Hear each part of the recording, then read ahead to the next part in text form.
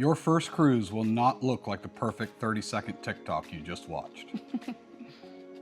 Those videos forget the long lines, the lost luggage, and you wandering around the ship like a baby giraffe.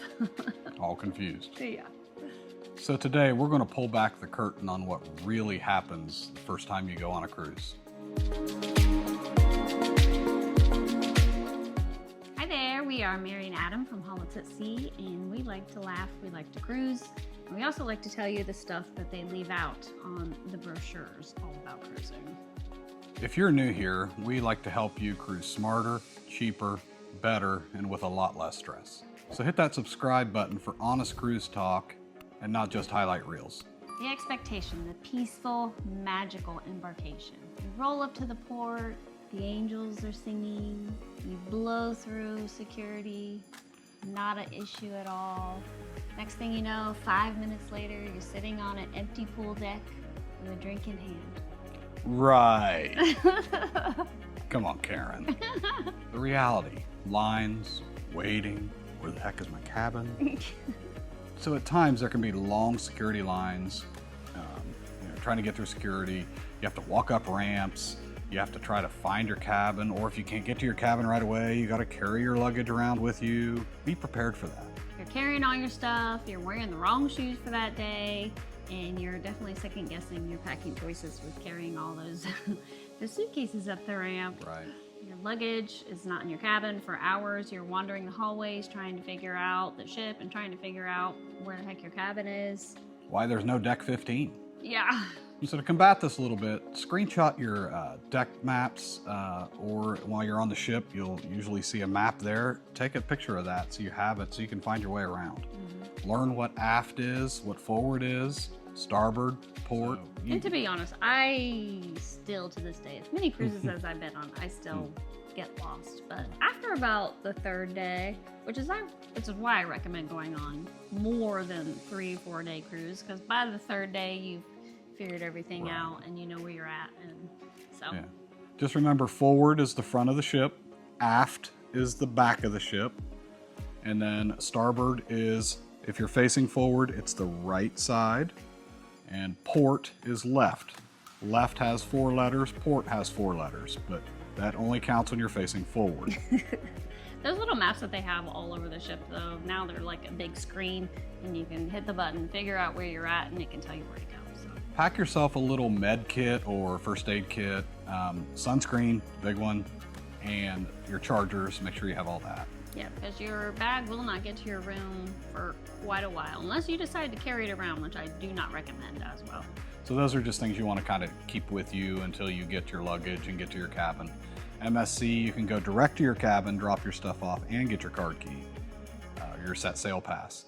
Some other cruises takes a little longer before you can get into your room, and you'll get your key when you go through security, but you can't get to your cabins yet. So it all depends on the cruise line and the cruise ship, which if you have the app or you've joined a Facebook group for your sailing, a lot of that information is available to you so you'll know ahead of time. So I highly recommend jumping on Facebook, joining your sailing group. Even I think I've seen on TikTok they've got some sailing groups on there now.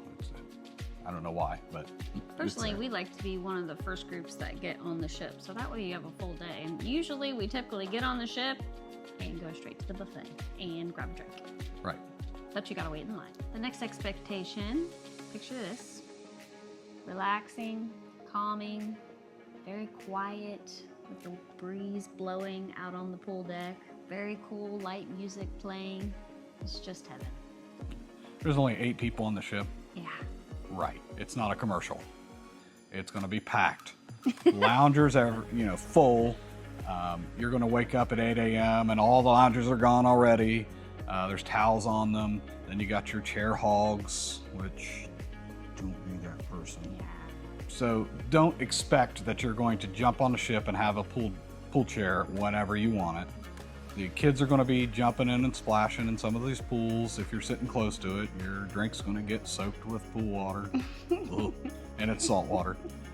So. That's how we like to hang out at the adult area. And also there's a lot of quiet places on ships. If you just walk around That's another thing we do when we get on the ship. First off is we walk around the entire ship, just kind of check it out and find the cool spots that not everybody's hanging out, especially when we want those quiet times. Right, and if you go usually a deck or two above the pool, on the sides or all the way to the front, almost always empty or very few people, and you get more sun anyway, so she's happy, and I'm not. But because we're in the sun. but if you don't expect to sit by the pool, and it's going to be super relaxing and quiet and tranquil and blissful. You want the solarium. Even that sometimes, a lot of ships are starting to crack down, no more kids in there. Some cruises get a little lax on that, which is irritating, I think.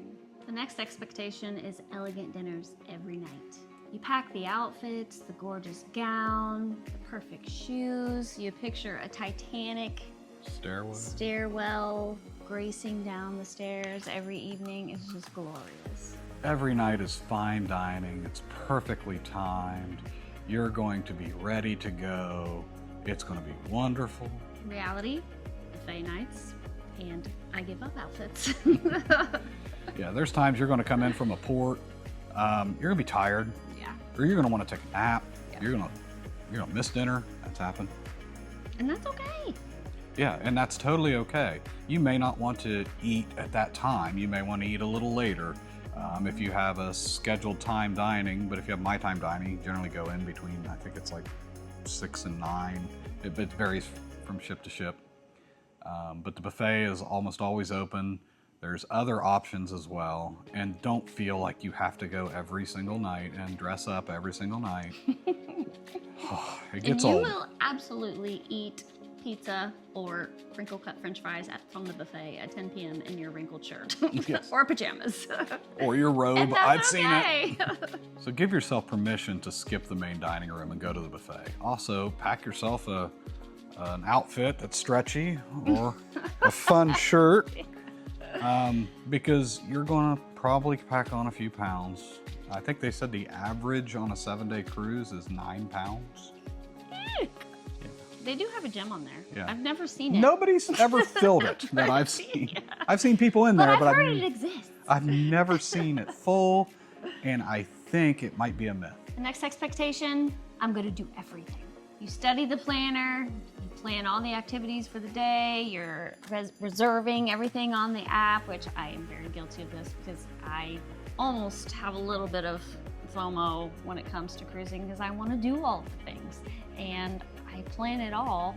Trivia, karaoke, games. I just want to get everything in. So you're basically planning to live 4 lives in 7 days. Yeah. So let's be real. Sleep almost always wins. And you're going to miss out. Yeah. And that's okay. Because usually there's something else that you can do instead. Yeah. So you're gonna sleep in, you're gonna miss that morning trivia, you're gonna get on a port, you're gonna be too tired to go do some of these things. Or some of these things that you might want to do are going to overlap.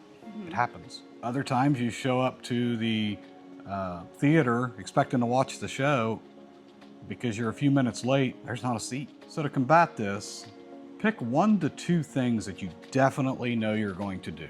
Yeah. And everything else at that point is just a bonus. Because this is a vacation and you don't want to feel so exhausted and so stressed or rushed and have to have another vacation after your vacation, which would be great. But And I can help you book that vacation. yeah. But you want it to be a relaxing, enjoyable time. Build in a nap and some quiet time for yourself because you're going to take it, and just expect it so you're not upset or frustrated. Next expectation is 0 stress, total escape and relaxation. You imagine this trip will magically erase bills, kids, work, the stresses of life, never worrying about money again. The vacation version of you has no debt, no kids, no worries, no responsibilities at all. But the reality is you've got a brain and you brought it with you. I hope so. You're still going to think about money and probably a lot more. You're going to worry about how much you spent at the casino. How much is the drink package? Or if I didn't get it and I bought all these extra drinks, should I bought the alcohol package? How much are all these photos going to cost Yeah, me? and it's all these things that add up. You're going to worry about. You're going to worry about the kids. You're going to want to FaceTime them because you don't know if they burn the house down. Unless Get they're home. on the ship with you, and you're still going to worry about the Right. kids, wondering where they're at, who are they hanging out with, what are Right. they doing. This is going to happen. It's normal to need a day or two to settle in, and you are going to argue. There's going to be those little moments of tension and things, but it's nothing you can't get through. Just give yourself some time to settle in and just relax. To combat this a little bit, build yourself a simple budget for the cruise. Another good trick is we'll take some cash and we'll put it on our account as soon as we get on the ship, when the line dies down a little bit, because as soon as you get on, it's crazy. Maybe later that evening, we'll put on some cash on there that we're willing to spend. Keep track of your account in your app or in your room, usually on the TV. Watch that money. You're going to see it dwindle. Just keep an eye on it so you're not overwhelmed. And before you go, talk with your loved ones. See what you want to do. Like, what is priority? Is it a spa? Budget for that. You can pre-purchase a lot of these things before you get on the ship. Is it an excursion that you want to try? Pre-plan it, pre-book it. Yes. You can save money that way. We're also in some Black Friday sales right now. Some of that stuff is a really good value. Some of it's just a gimmick. So watch out for that as well. Get to checking. You may want to plan for seasickness. Get those scopolamine patches or Bonine. You can get motion sickness bands. There's just a lot of things that you might want to think about to have that as well, so you're not miserable and arguing over that kind of stuff. The messy stuff is the good stuff. These are the things you're going to remember later and you're going to talk about. Like getting lost on deck, or Laughing in the buffet at midnight. or just something funny that you guys did that was just out of character. Those are the memories you're going to hold on to. Your first cruise doesn't need to be perfect. It just needs to be yours. Yeah. Social media shows the highlights. Real life is the mix of wins, funny moments, and disasters. Do us a favor and comment below if you had an expectation that before you went on your cruise and it totally did not meet that. We'll be reading each and every single one of those, and we may use yours in a future video. If this helped you feel more prepared for your first cruise, please like and subscribe. I'm going to put a link tree right here that you can scan with your phone, and it'll give you a link to a lot of different resources like a free cruise packing list, or I can help you plan your cruise or land vacation. Drink calculator. Drink calculator. There's also really cool fun shirts. I have an Amazon store with all kinds of cruise essentials.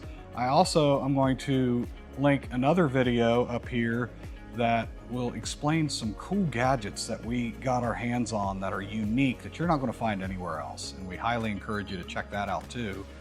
And we will definitely see you next week. And we thank you so much again for coming. All right, thank you. Bye.